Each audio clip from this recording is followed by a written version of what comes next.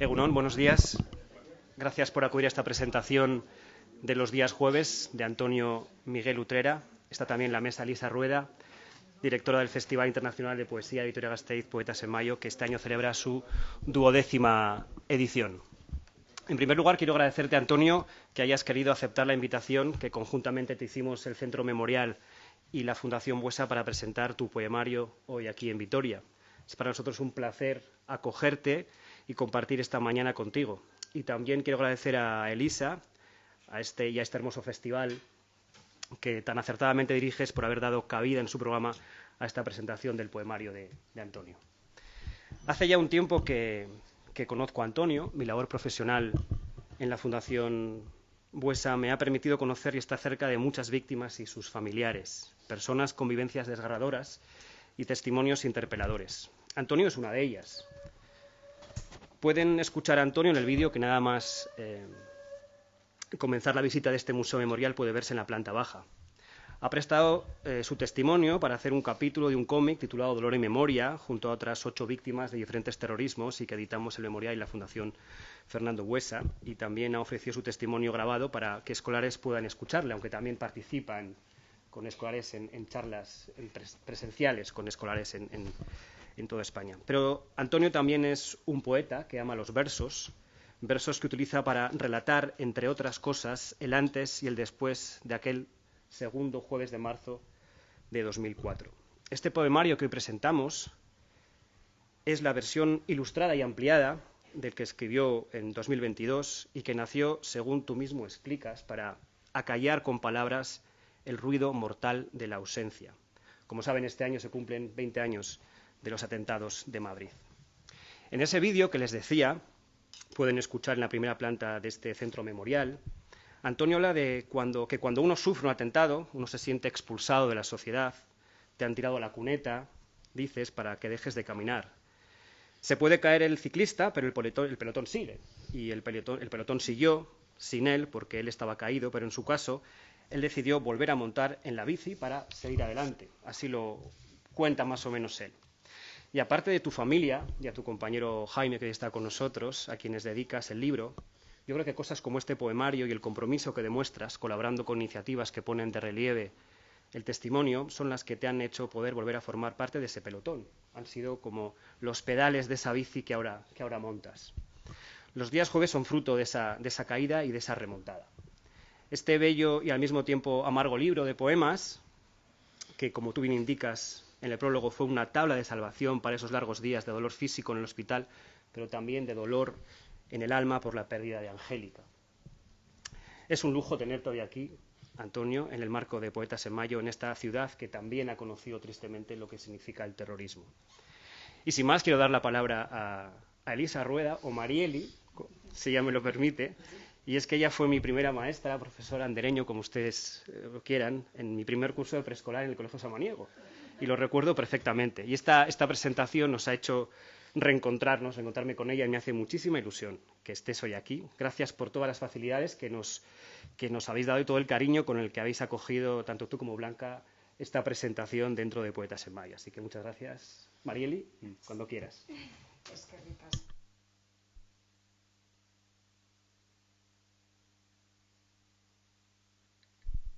Eskerrik asko, bai, orain bai. Ekimen honengatik jaialdiaren funtsa irudikatzen baitu. Poetak maiatzean, hau da, gaur egiten ari garena. Bueno, egunon, buenos días, y quiero agradecer inmensamente la oportunidad de que el Memorial y la Fundación Ricardo Buesa se hayan puesto en contacto con el festival para preparar este evento, porque realmente esto es la esencia del festival, porque además lo dices tú mismo, Antonio, en tus notas a la segunda edición. Bueno, cito sus palabras. Dice: en mis requiebros, solo la poesía supo ofrecerme entonces una tabla de salvación. Desde aquellos días de tristeza y cama de hospital, fui hilando versos, como el que teje un peplo de esperanza, amor y memoria. Esto es Poetas en Mayo, Poetak Maiatzean. Así que cuando llegó la propuesta me pareció pues una idea maravillosa y que ojalá tenga continuidad en años posteriores. Porque es que hemos tenido estos días a Manuel Rico, un gran poeta, y decía que el tiempo no mata el poema que has escrito, que la literatura en general hace que los personajes, que las palabras, sean inmortales. Y siempre la memoria, para conocer ese pasado, entender el presente y construir nuestro futuro. Y esto es tu libro, la memoria. Y como dice también Mario Benedetti, el olvido está lleno de memoria. Ojalá no lleguemos al olvido, aunque esté lleno de memoria, que la memoria sea algo presente. Y daros las gracias de nuevo, gracias a ti, enhorabuena por este libro. Y bueno, pues yo, para ti y para algunos de los que están aquí, soy Marieli. Sí, sí, y bueno, un placer estar aquí, eskerrik asko y la voz. Pero antes de terminar, me gustaría leer uno de los poemas, el que da título al libro. Los días jueves. Has perdido la cuenta de los días jueves y los números impares, de las sombras a contraluz y las esquinas a medio torcer. Has perdido la cuenta, y lo sabes, de las nubes sin lluvia que pasaron de largo y de los largos inviernos que se quedaron. Y te quedan las lunas sin rencor, el equilibrio del silencio, las lunas sin rencor. Es tan bonito este final, la esperanza y el no rencor. Que sea sanador. Eskerrik asko y bueno, tu turno. Egunon, buenos días. ¿Qué decir después de las hermosas palabras con las que me habéis agasajado, Eduardo, Elisa? Simplemente mostrar mi profundo agradecimiento a la Fundación Fernando Buesa, al Centro Memorial Víctimas del Terrorismo, al Festival Poetas en Mayo, porque de sus voluntades ha nacido este evento, se ha posibilitado esta presentación. ¿Qué decir de mi poemario? ¿Cómo empezar a presentarlo? Es difícil y es esperanzador. Difícil porque cuenta una historia que jamás quise haber contado. Esperanzador porque nos queda la vida para hablar de ello, ¿no? Al final, la poesía es, para mí, como habéis recordado ambos, un lenguaje de supervivencia. Ambas instituciones, la Fundación Fernando Buesa y el Centro Memorial, nos vienen a decir que la labor de la memoria es una labor que nunca acaba, nunca termina.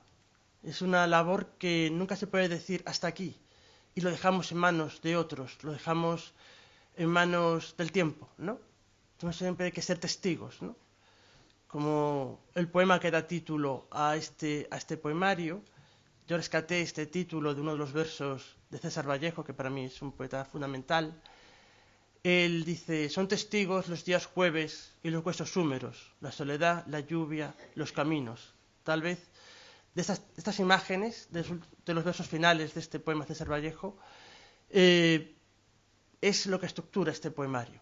Tal vez por eso la razón, ¿no?, de dar testimonio de lo ocurrido. Pero bueno, yo creo que podríamos intentar, pero a ti directamente, Eduardo, que como nos has dicho, nos conocimos hace ya unos cuantos años, para que podamos charlar y, digamos, presentarlo a través de la charla, de la interlocución, porque al final la poesía está viva y requiere de diálogo, ¿no? Creo que hay que también que perderle miedo a la poesía, ¿no? Que por desgracia, también creo que por culpa de ciertos poetas, se ha quedado anclada en un misterio absoluto, ¿no? Quiero decir que la poesía está viva y es comprensible y no hay que temer, ¿no?, nada de la poesía.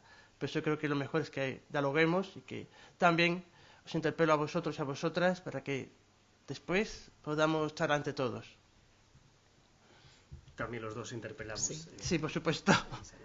Yo solamente quería decir, ¿he dicho Fernando Buesa bien antes? He dicho Ricardo. Es que ha sido, hablando de la memoria, para mí la de droguería y perfumería está también en mi DN. Y vienen de la misma familia. Pido disculpas, pero, o sea, ha sido un lapsus de memoria. Pues hay preguntas básicas para hacerte, ¿no? No sé tan básicas, pero ¿qué son los días jueves, Antonio? Pues es difícil por dónde empezar, ¿no? Pero el otro día me hicieron una entrevista en el correo y me dijeron algo precioso. Me llamaron poeta contra el olvido. Ojalá ser un poeta contra el olvido, ¿no? Y reflexionando sobre ello, digo, creo que esos son los días jueves. Es como mi batalla personal contra el olvido. O es decir, también mi batalla a favor de la memoria. Son dos caras, no es lo mismo, pero digamos que son dos caras de la misma moneda. También para mí es mi personal viaje hacia Ítaca, ¿no? ¿Por qué? Porque es un viaje largo y es un viaje lleno de aprendizajes. Largo porque este poemario nace desde aquellos días de hospital. Empiezo a escribir versos, a pensar versos a partir de aquellos días. Demora ese viaje durante muchos años de aprendizaje como lector también, porque al final uno no puede escribir si no lee. Yo creo que es incompatible escribir si no ha leído uno, ¿no? Y cuanto más lee, más se da cuenta de lo mal que escribe. Y lo cierto es que después de ese proceso de aprendizaje también quedaba otra cosa, que es cómo mostrar al mundo esta parte tan íntima de uno, ¿no? Claro, aparte de la vergüenza que uno puede sentir a la hora de publicar un libro, en este caso es un libro en el que yo me siento desnudo, ¿no?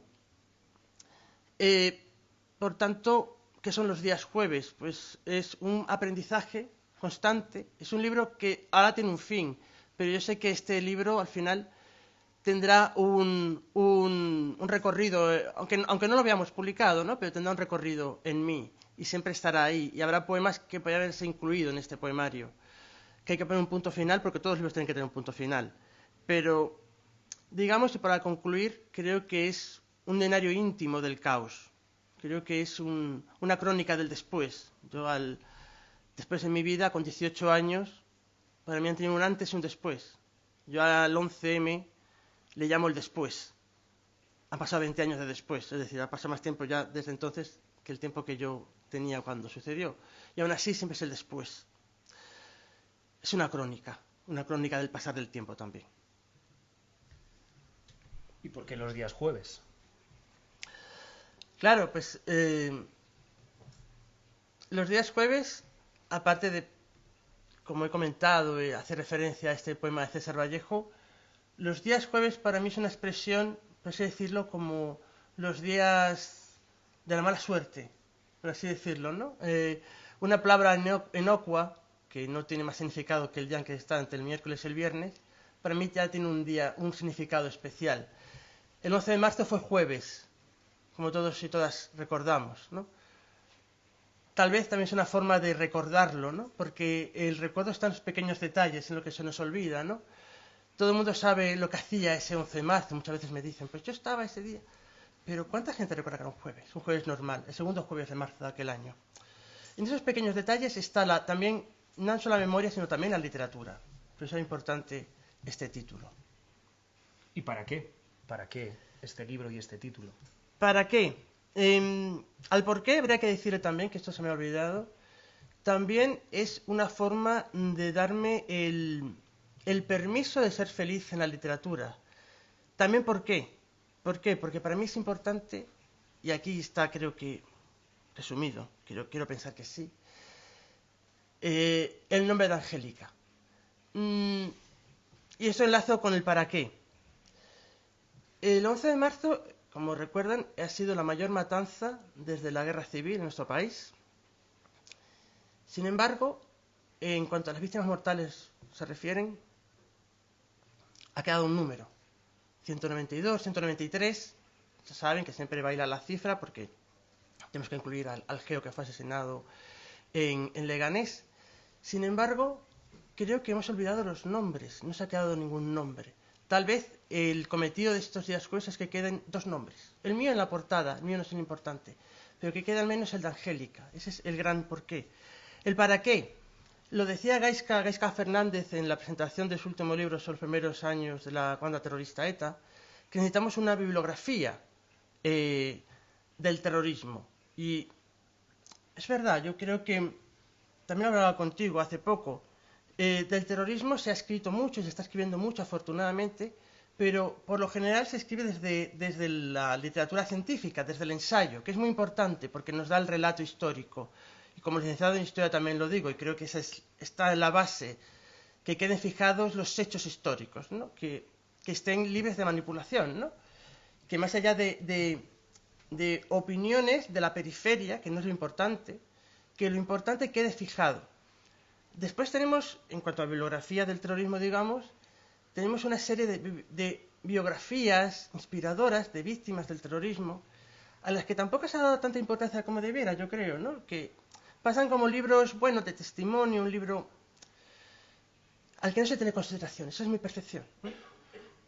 Y después, en tercer lugar, y como casi de forma marginal, la literatura.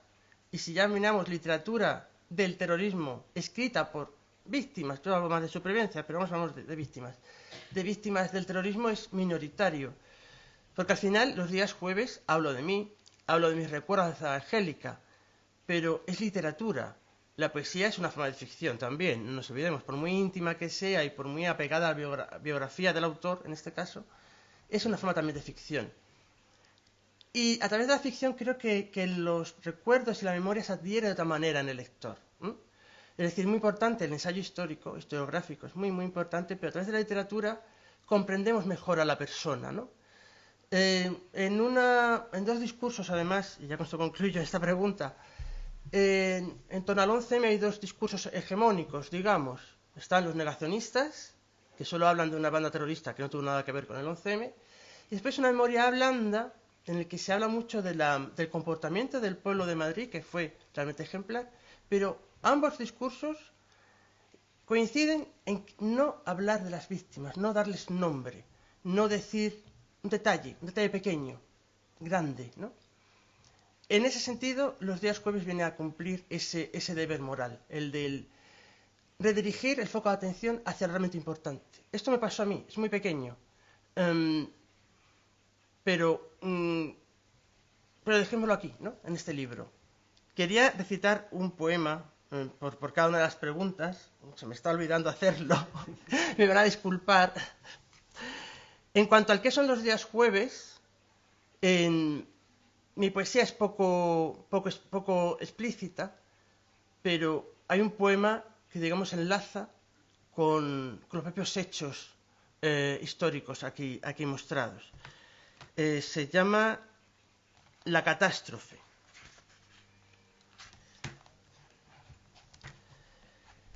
Y dice así: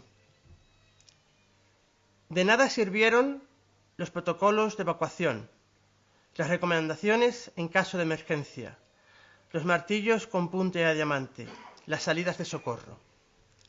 De nada los extintores, los rómpase en caso necesario, los planos, los usted está aquí, la salida más cercana. No hubo tiempo para las instrucciones del personal autorizado.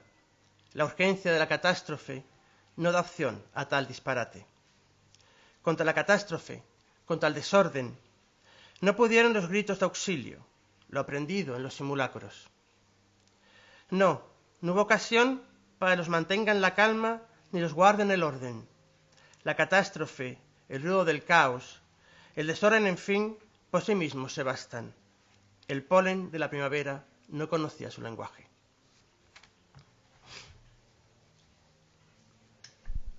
Yo quería hacerte una pregunta. Dices que tenías los poemas, los estabas trabajando en tu mente, ¿no? Sí. Cuando los dictabas, a alguien. ¿Cómo luego lo recordabas cuando ya pudiste ponerte a escribir? ¿Cómo fue el proceso de escritura del libro? Pues es curioso porque en el hospital yo tenía mi obra completa de Constantino Cavafis, que era casi como un oráculo, siempre acudía a él, y Bárbara tenía un cuaderno. En ese cuaderno empezaba a escribir palabras, versos, a partir de enterarme del asesinato de Angélica, porque en aquellos días de caos, la habitación lleno de gente, y yo no me di cuenta de la ausencia de Angélica, hasta que un día me preguntó mi padre si echaba en falta a alguien. Entonces me di cuenta inmediatamente de que Angélica no había ido. Y de hecho puedo leer aquel primer poema que empecé a escribir, además en recuerdo de Angélica, que se titula Requiem. Sigues viviendo en mí, tímida y leve, mojada y triste tras el aguacero. Pareces mejor, parece que enero te dejó el rostro cubierto de nieve. Aunque el olvido regrese y se lleve tu recuerdo 2 grados bajo cero, defenderé esta orilla donde el Duero dirá que estás llorando cuando llueve. Este otoño todo lo agita y mueve, todo lo cambia, como memora la ilusión que se perdió en primavera. Otro tiempo, en fin, es el que nos debe, nuestro reloj parado, a la misma hora, compañera de viaje, compañera.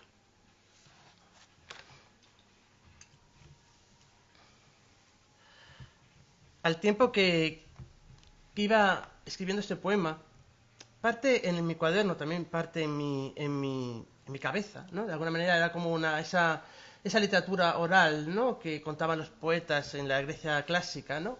Que primero lo memorizaban y después se lo contaba a la gente, ¿no? Pues yo tenía una labor de memorización, de memoria, de recuerdo constante, ¿no? También en la forma del soneto me servía mucho, porque es una estructura con una métrica concreta, 11 sílabas, ese número 11 repetido, ¿no? Y me servía para activar la memoria. Al mismo tiempo, me daba cuenta de hasta qué punto la poesía, el hecho de escribir, me estaba salvando. Hay un poema que creo que refleja eso. Y ya con esto acabo y seguimos la conversación, que se titula Estación perdida. Me sumerjo en el verso arrebatado, me libero en el cielo malherido. Qué azaroso es el tiempo convertido en un triste convicto del pasado. En medio de este bosque abandonado, disfruto creyendo que me he perdido. Prefiero estar solo que convencido de estar solo y peor acompañado. Siento con el sentir apuñalado. Ando lento, es el ritmo del percance que se cruzó en mitad de mi avenida. Ojalá sea bueno haber tardado. Ojalá llegue tarde y no me alcance el tren de vuelta a la estación perdida. ¿Habías escrito antes poesía? Sí, desde los 13 años jugaba con las palabras. Empecé muy joven admirando a las personas que hacían posibles los libros. Me gustaba ir a la feria del libro y conocer a gente como Ana María Matute, por ejemplo. Y al mismo tiempo que admiraba a esas personas que escribían los libros que yo leía, hacer algo para que en el futuro también hubiera un libro con mi nombre. Tenía esa idea desde muy pequeño, el de mostrar al mundo algo que sentía que tenía que decir. Es que tu dominio del soneto es grande, por eso no es fácil escribir sonetos. Es curioso porque la forma del soneto, actualmente que sigo escribiendo poesía, al tiempo que también estoy trabajando en una novela, me ha abandonado, por así decirlo. Creo que los poemas, siempre lo explico, ¿no? Me gusta decirlo, que los poemas, al contrario que una novela que hay que trabajarla, que requiere de constancia, ¿no? De oficio, ¿no? La poesía para mí es algo más espiritual, por así decirlo. Creo que el poema ya existe antes de que el poeta lo escriba, que solo a forma de medium, ¿no? El poeta capta del mundo de las ideas ese poema y lo traslada. Tiene algo de magia, tiene algo de de prehistórico, en el sentido de volver a las cavernas, ¿no? De volver a esas oralidad, ¿no? Sí, yo pienso lo mismo, además, sí. Estás escribiendo una novela, dices, sí. Ahora. ¿Algún poema de los que aparecen en los días jueves puede haber sido el inspirador de la novela? Tal vez es una novela que no tiene nada que ver con lo estrictamente autobiográfico, no mucho menos. No centro la atención, se aleja bastante del tema del terrorismo. Pero es verdad que es una novela sobre la responsabilidad afectiva. Tal vez también es un tema que con el que me ha tocado lidiar, ¿no?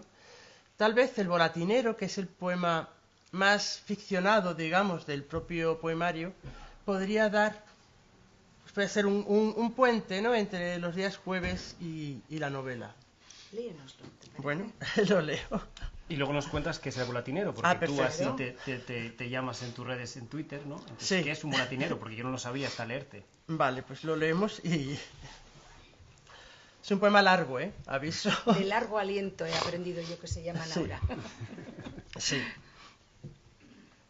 Hubo un tiempo, frenesí, en el que dibujamos las calles a nuestro paso, que nuestras manos entrelazadas contenían el mundo. Míranos, qué bonitos los dos por la Gran Vía. Entonces te fascinaba mi colección de requiebros, mi famosa selección de trapecios y cuerdas flojas, y el mundo entre nuestras manos era el mayor espectáculo de todos los tiempos. Hilamos tus sequías a mis abismos y no tuvimos miedo. Las brújulas nos daban la razón y perdimos el norte. Míranos qué bonitos los dos a la deriva. Tus mimos eran mis mejores hombres bala, tu escapismo mi único juego de cartas. Míranos qué bonitos los dos en un truco de magia. Pero un día se volvieron en contra los relojes. Tornó el tiempo de los malos modos, el eco de las malas artes. El lenguaje de la urgencia desguazó el cajón de las cosas mínimas, el aguacero de todas mis lluvias y todas tus sequías. Ya no hubo magia al otro lado de la carpa. Me dejaste caer, volatinero sin red, mientras te amaba. El mundo se nos iba de las manos. El mundo, voraz, se cobraba el dibujo de nuestros pasos. Me dejaste roto, albacea, heredero universal de tu silencio. Pero qué bonitos los dos sobre el alambre del recuerdo.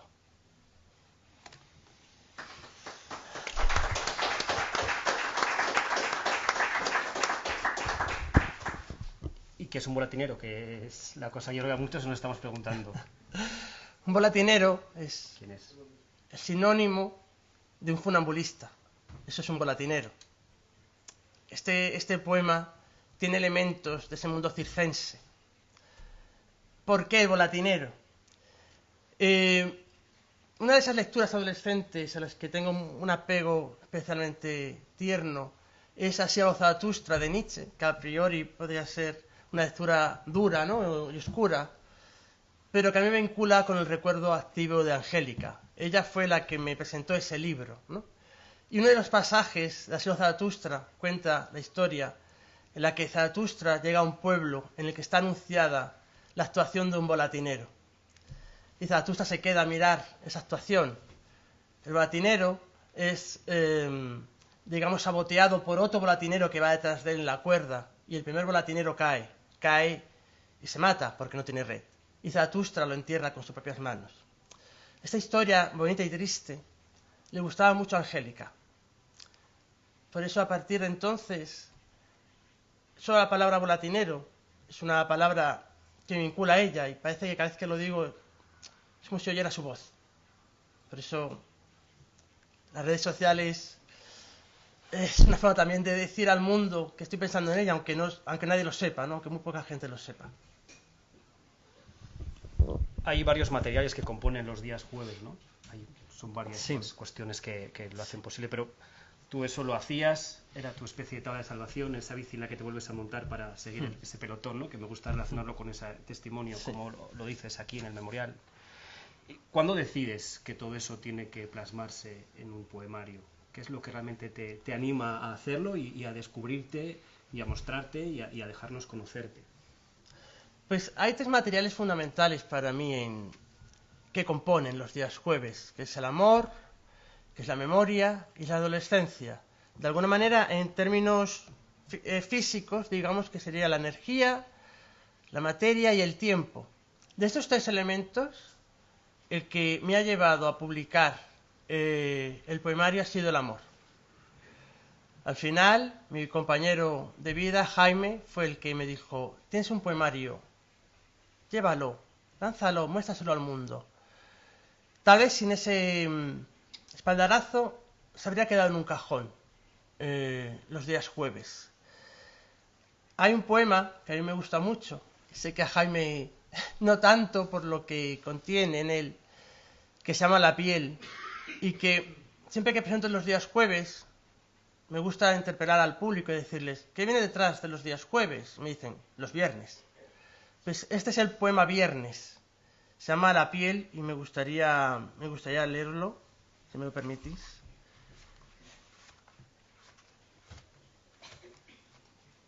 De acuerdo, hasta aquí. La piel. Que perder batallas era el trasunto de mi vida, hasta que llegaste tú, con tus manos de niebla, con tus frases tímidas y un asombroso arrojo quebradizo. Mira que siempre fui más de troyanos que de aqueos, te advertí, y no detuviste en el umbral. Entraste con todo tu pasado a cuestas. Soy, dijiste, un perdedor. Aquí traigo las cenizas húmedas de Cartago.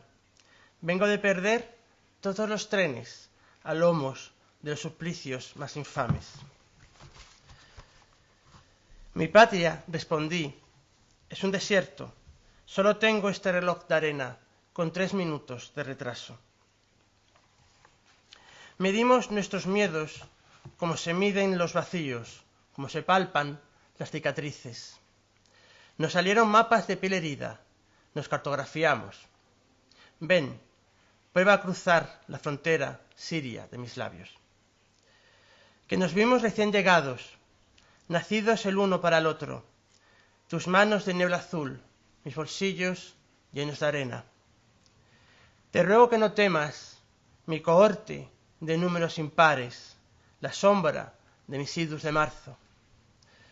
Y tuvo que aparecer el hechizo persa de tu barba, donde encontré hogar a todas mis flaquezas, que el amor era esta forma de recitar ocasos al borde de tu boca, este cúmulo de nostalgias compartidas como huéspedes de un futuro por trazar.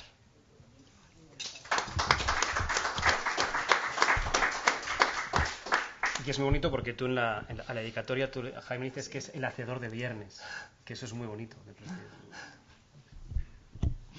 Sí, así es. Creo que es el milagro de la vida, ¿no? Esa cuestión por lo que la vida merece la pena ser vivida, ¿no? Cuando parece que todo se ha acabado, pues el amor siempre está ahí para decirte: no, cuidado, tenemos un giro de guión. Eso es lo bonito, lo esperanzador. El amor.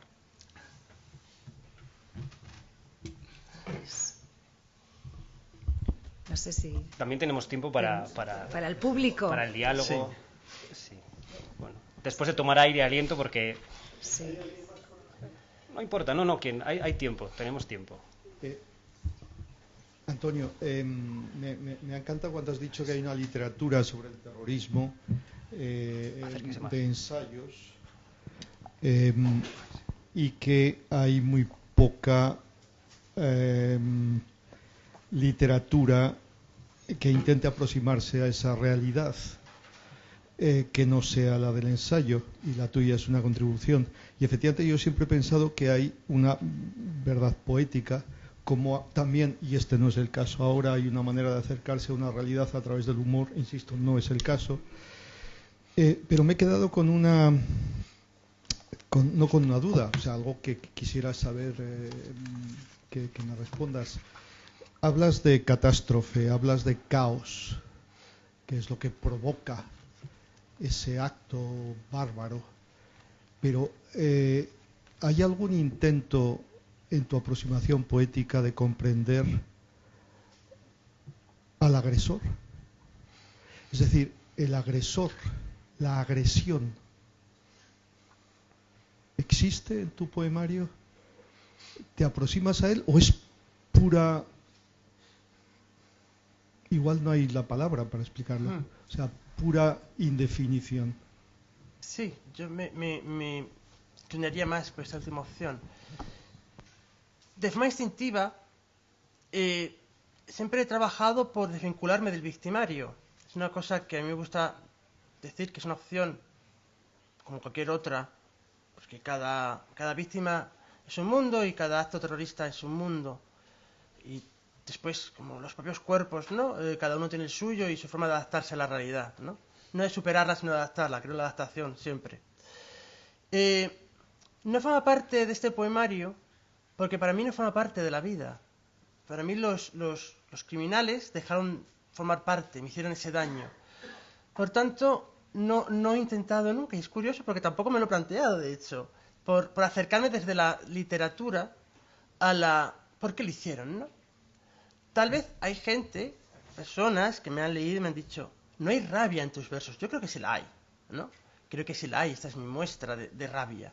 Es una rabia a lo mejor trabajada o filtrada, ¿no? Creo que eso forma parte, a lo mejor, se ve mejor la rabia desde fuera que desde dentro. Tal vez, ¿no? Hay tanta rabia dentro que cuando uno quiere escribir, escribe otras cosas. Escribe de lo que realmente le importa, de lo que realmente le duele, no sé. Entiendo, o sea, ignorarlo es una manera de vengarse. Tal vez, sí, tal vez sí. Sí, hay algo de justicia en ese sentido, ¿no? Sois tan irrelevantes que no estáis en lo poquito que creo que he hecho de bueno en la vida, ¿no? Pues este poemario, ¿no? Pues es tan importante para mí que vosotros no estáis dentro. Yo me atrevo a decir Un segundo, que es para que se lo oiga. Sí, me atrevo a decir que incluso intentar explicar al victimario, al agresor, en términos de por qué, es incluso darle cartas de nobleza. Sí, puede ser, sí. Sí, aparte porque nunca hay un porqué. O sea, es como acercarla a nuestro mundo donde las cosas Eso tienen es. una explicación. Tiene otra lógica, claro. Entonces, dejarlo sí. fuera Exacto, es no incorporarlo a nuestro plano humano. exacto. Nunca hay un porqué, ¿no? Creo que todas las víctimas de todos los terrorismos nos preguntamos ¿por qué? ¿Por qué han hecho esto? No hay nunca ninguna explicación. Posiblemente porque él ni se lo ha planteado. Para él era tan Claro. palmario que no Claro. es Claro. nuestro plano. Yo siempre cuento, cuando testifiqué en el juicio del 11M en 2007, ellos estaban en una sala dentro de la sala del tribunal, acristalada. Yo entro a testificar, cuando termino de testificar, lanzo una mirada y todos ellos, todos los que después fueron condenados, agacharon la mirada. Ellos tal vez se dieron cuenta de lo que habían hecho mirándome a mí. Ya está. Con eso era una forma de decir, sin decírmelo, que yo había vencido sobre ellos. Y a partir de ahí, ni me quise aprender sus nombres, siempre lo digo, porque creo que es fundamental y creo que es una manera muy positiva de hacerlo. El terrorismo yihadista, el que actuó en el Madrid en el 11M, es muy distinto a otros tipos de terrorismo que también han actuado en nuestro país. Aquí en la realidad del País Vasco no tiene nada que ver y es muy distinta, muy distinta. Y la convivencia con los propios terroristas o con quienes apoyan o justifican el terrorismo no tiene nada que ver. Son realidades muy distintas. Por eso no se puede sentar cátedra y decir, hay que hacer esto. No tiene nada que ver, pero yo como lo he vivido, es así. Yo he necesitado desvincularme de ellos. De hecho, cuando aparecen en prensa, pues salen de la cárcel. Bueno, es justicia. Creo en la justicia, por tanto. Pero sobre todo es eso, que mantener las distancias con ellos. Entonces no hay perdón. El perdón, creo en la superación y en la adaptación. Creo en la adaptación, es decir, yo estoy adaptado. Para mí ellos no son importantes. No perdono lo que no es importante para mí. El mal ya está hecho, por tanto ya no forman parte de mí. Son personas ajenas.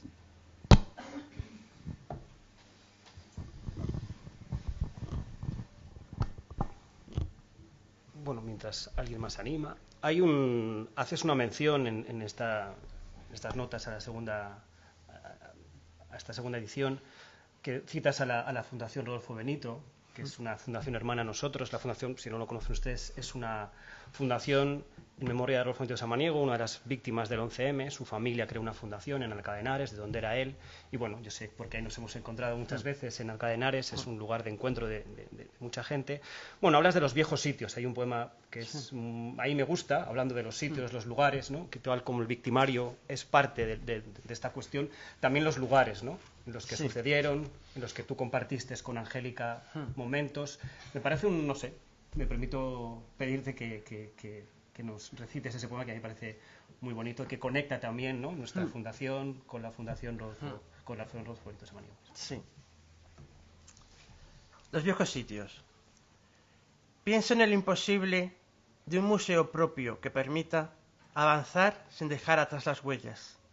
La estética de un cosmos quedo, donde todo cambia y permanece. Hay obras en la ciudad, amenaza constante de derribo. Lo nuevo, siempre lo nuevo, éxtasis de la juventud de las cosas, de los casos, de las caras. Y ya no existen porque nos sirven las aceras que pisamos mientras fuimos nosotros mismos, los espacios vírgenes de esta madurez maldita. Ojalá una taxidermia de los días buenos y los viejos sitios, a prueba de traiciones del tiempo y la barbarie. Este poema para mí es la cara B de la catástrofe. Yo tengo que decir que este poemario para mí funciona algo así como un agujero de gusano. Es para mí un viaje en el tiempo y en el espacio. El Antonio que está aquí no es el Antonio del hoy. Cada vez que vuelvo a este poemario, sé que estoy aquí, sé que fui yo el que lo escribió, pero ya es un Antonio pasado. Sé que, por eso también cito a Virginia Woolf al comienzo del poemario. Ella viene a decir en una de las entradas de su diario: sé que estos días que estoy escribiendo los he vivido, pero cuando vuelva a ellos no recordaré nada, no recordaré por qué he escrito esto. Pues algo así, tengo esa sensación, y cada vez que acudo a él, y cuanto más pasa el tiempo, me doy cuenta de la distancia que hay entre este Antonio y el Antonio de hoy, aunque la vigencia de estos poemas siga presente en mí. Y refiriéndome a la Fundación Rodolfo Benito Samaniego, es un poema que ellos me publicaron en un díptico en una de sus actos. Es una fundación que creo, hay un verso que creo que la define, y como define la Fundación Fernando Buesa, que avanzan sin dejar atrás las huellas. Creo que esa es la actitud que tenemos que tomar las víctimas del terrorismo. Tenemos que rebelarnos contra quienes nos quieren víctimas siempre, que nos quieren encerrados en nuestra perspectiva de víctimas. Somos víctimas, por supuesto, pero hacemos cosas, estamos vivos. Entre las cosas que hacemos es nuestro trabajo por la memoria, pero hacemos otras cosas. Somos personas complejas, como todas las personas. Y creo que son tres fundaciones que trabajan en la misma dirección, y eso es lo verdaderamente hermoso. Es hermoso el ejemplo que eres. Bueno. Sí. Yo quería preguntarte por las ilustraciones. Pues en la segunda edición, coincidiendo con el 20 aniversario del 11M, hablamos mi editora y yo de cómo podíamos hacer un proyecto que fuera el mismo y que fuera distinto al mismo tiempo. Por un lado, quise incluir textos en narrativa de tres relatos, en los que está Angélica, en los tres, una Angélica ficcionada. Hay un relato en el que la palabra clave es virtuosa. Es una palabra que ella dijo el primer día, el día que la conocí. Por eso, con su sentido de humor, con el sentido de humor que tenía. Y nació ese relato. Y las ilustraciones, que no me quiero derivar, las ilustraciones nacen porque quería abrigar los textos. Porque al final, como también veníamos diciendo antes, el tema del terrorismo es un tema muy duro, muy arduo para las propias víctimas, pero también muy arduo para la sociedad, porque la sociedad, en cuanto al terrorismo, siempre se ha sentido muy empática, porque ha sabido entender que las víctimas hemos sido unos, pero podemos ser cualquiera. Esa es la espiral del odio, el odio indiscriminado, ¿no? Siempre es aleatorio, ¿no? Cualquier tipo de terrorismo siempre tiene un componente claro de aleatoriedad. Por eso las ilustraciones, primero que refleja el personaje poémico, que puedo ser yo y no puedo ser yo, ¿no? Porque siempre hay un filtro de ficción. Y también tiene una idea de resurgir, renacimiento, por eso las flores están presentes en todas las ilustraciones, ¿no? Es decir, que del dolor se nace. Al final, como decía José Hierro, por el dolor llega la alegría. Pues es un poco eso. Esa es la idea de darle abrigo a las palabras y de también hacerlas, de contextualizarlas de alguna manera.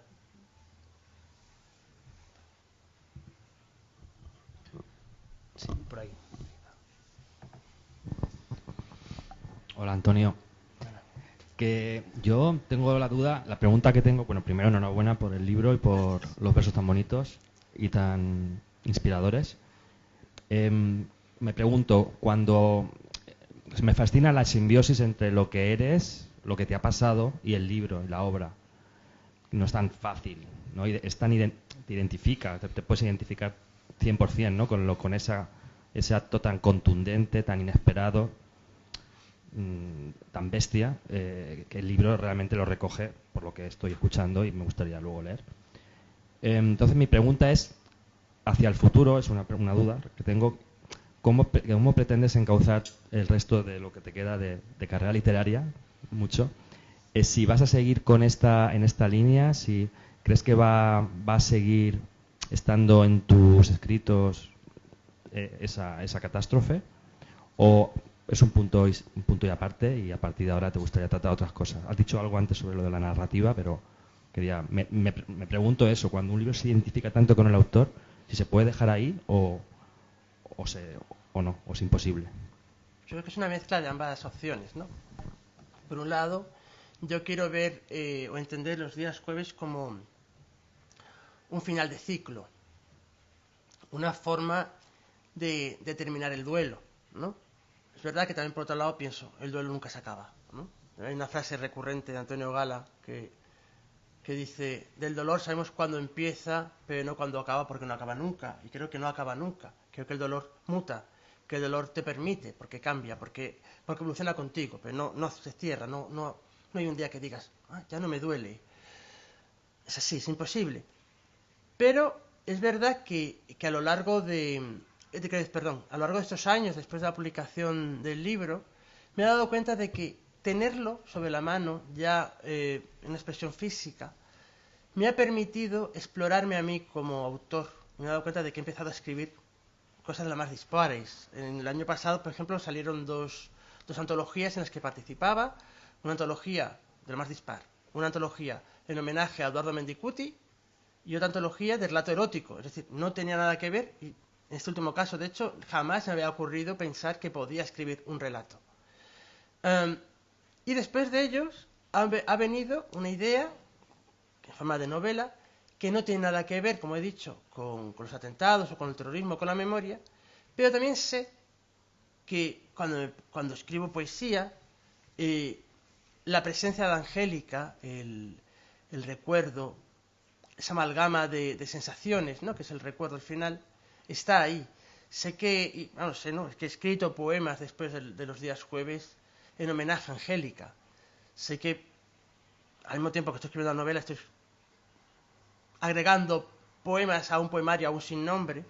Sé que en ese poemario habrá también poemas hacia Angélica.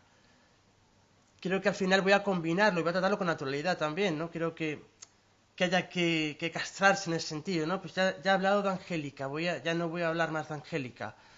De hecho, una escritora conocida, que prefiero no dar el nombre, me propuso que yo escribiera un libro sobre el 11. Me digo, bueno, ya lo he escrito.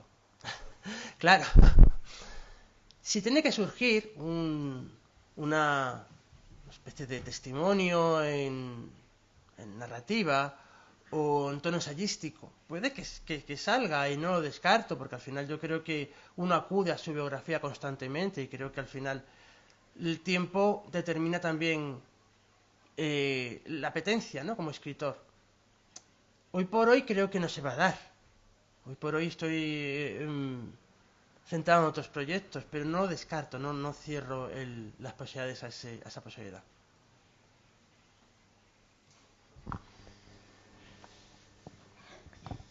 Antonio, un placer conocerte. Gracias. y un placer haber estado aquí porque, bueno, venía por estar con la Fundación, no conocía este libro. Me ha llamado mucho la atención la calidad literaria. Creo que, al margen de todo lo que hemos hablado de memoria y en lo que estamos todos completamente de acuerdo, había un riesgo, que es un riesgo de un poemario desde las tripas, desde la ira, desde el cabreo absoluto, y sin embargo bueno, los poemas que has recitado son preciosos, son muy buenos literariamente, y creo que eso es un esfuerzo que es por el que te quiero preguntar, ¿no? Porque normalmente cuando alguien tiene un pesar, un problema muy íntimo y muy duro como es este, ¿no?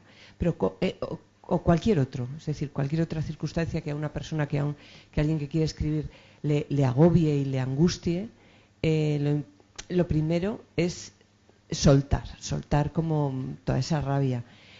Cuando tú coges las riendas de esa rabia y coges las riendas de ese poema y te pones a hacer literatura, creo que es un esfuerzo tremendo. ¿Me estoy equivocando? Creo que no. Bueno, muchas gracias por tu valoración. Bueno, me siento abrumado realmente.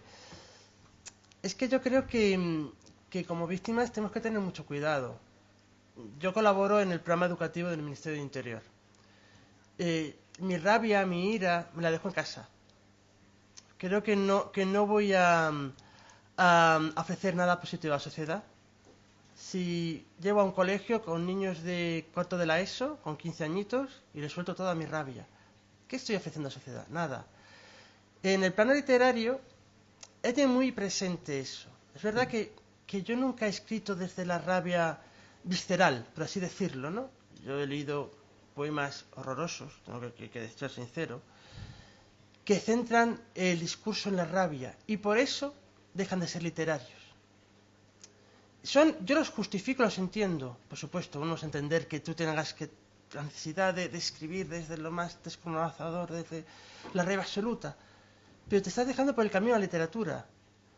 Yo tengo un concepto de la poesía a lo mejor muy anticuada, ¿no? Que la poesía debe ser forma y debe ser belleza. A lo mejor me dejo llevar más por eso y eso también me ayuda a dejar la rabia un poco aparcada, ¿no? O en segundo plano. O una rabia entre líneas. Prefiero que sea eso, ¿no? Prefiero que sea el lector, pero trato al lector y a la lectora como adultos que son y les digo, si ustedes saben leer, verán la rabia. Pero no se la voy a mostrar, esto lo tienen que poner ustedes. Creo que ese es el esfuerzo mayor que he hecho. Como todo poemario, no ha dejado de ser un proceso de criba. Hay poemas que... Jaime me está sonriendo maliciosamente porque hay poemas que él quería que se incluyeran y yo no quería incluir de ninguna manera. y claro, al final, ¿qué me quedo? Con los poemas que creo que son no solo más dignos formalmente, sino que tengan un peso literario. Que después, como toda la obra literaria, puede gustar más o menos, y eso evidentemente es así de subjetivo. Pero por lo menos con los que yo crea que estoy a gusto, con los que me siento realmente realizado y que creo que no me da vergüenza del todo mostrarlos. Yo he notado trabajo, he notado esfuerzo, pero esfuerzo literario. Y eso me agrada mucho.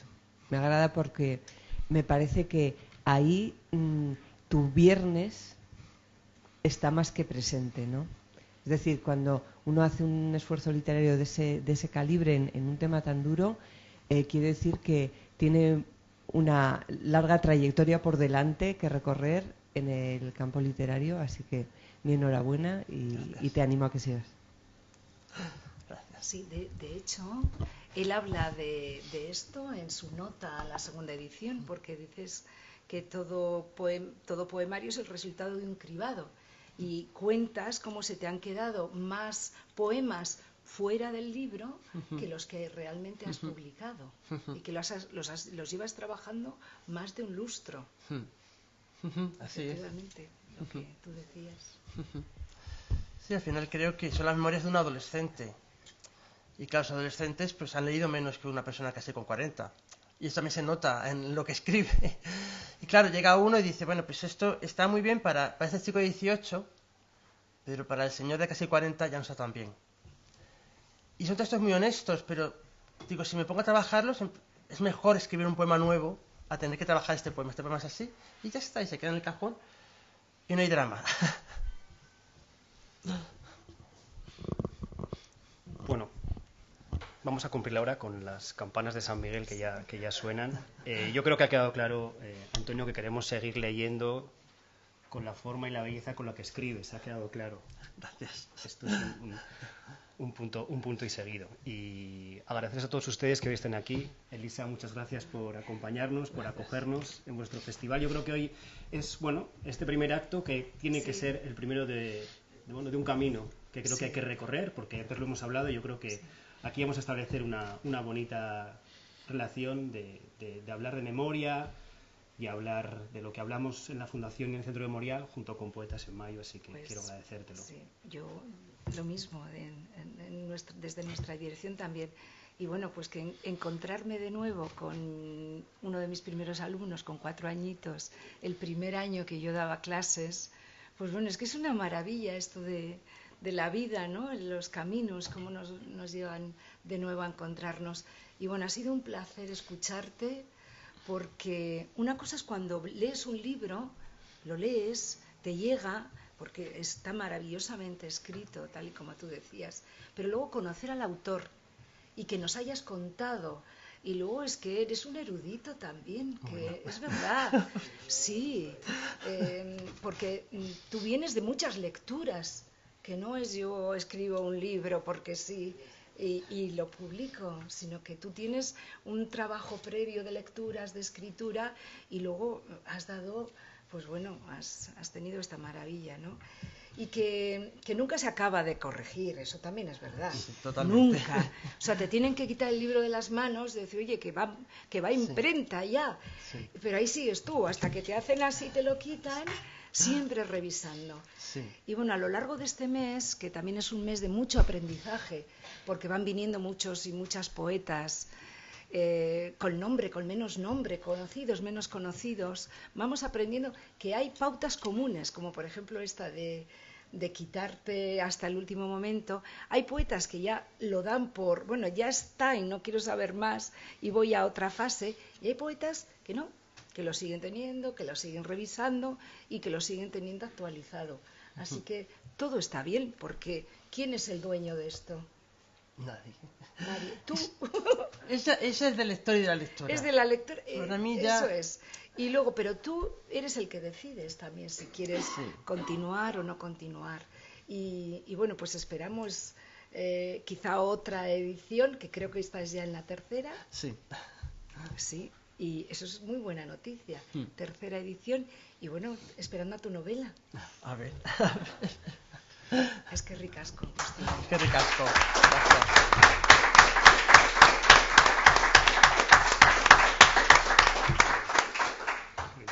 Y ahora va a escribir un poema, porque ya sabéis que en Poetas en Mayo tenemos las páginas de cristal, que es escribir poemas en los escaparates, así que en los cristales, todo el cristal para ti, para el poema que quieras. Pues es que había pensado un poema que no he leído precisamente, pero que lleva el nombre de Angélica, Sepultura Angélica. No sé si leerlo y después escribirlo. Es un soneto. Perfectamente. Creo que sí. Claro que sí. Es un privilegio escuchar el poema de la voz del poeta. Angélica. Tu nombre es el país de mi añoranza, reino de Oz o recuerdo introvertido. La diosa de la lluvia del olvido es la suma en vano de la esperanza.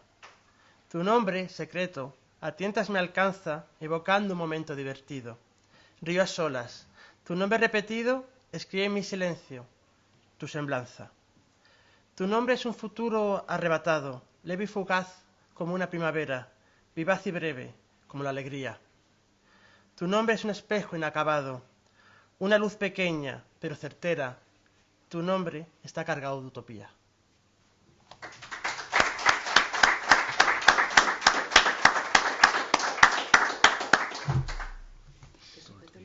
Sí, porque no me lo sé de memoria. Hombre, solo faltaría.